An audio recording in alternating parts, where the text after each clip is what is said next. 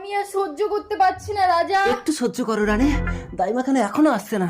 রানীর কি হলো গো? নানা ইচ্ছে, রাজার যদি সন্তান হয় তাহলে আমি এই রাজ্যের কোনোদিনও রাজা হতে পারবো না। আরে তুমি ভাবছো কেন? ঠিক বলেছো। ও দাইমা, তাড়াতাড়ি বলো মন্ত্রী বাবু, রানীমার বাচ্চা ধরতে যাব। ওই বাচ্চাকে জন্মের সাথে সাথেই তোমাকে মেরে দিতে হবে।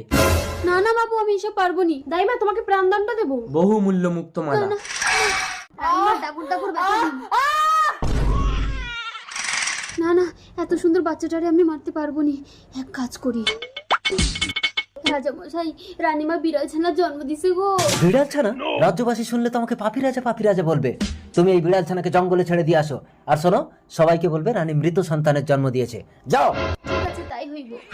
এই যে মহারানী, মহাপুণ্য করেছো, ওঠো।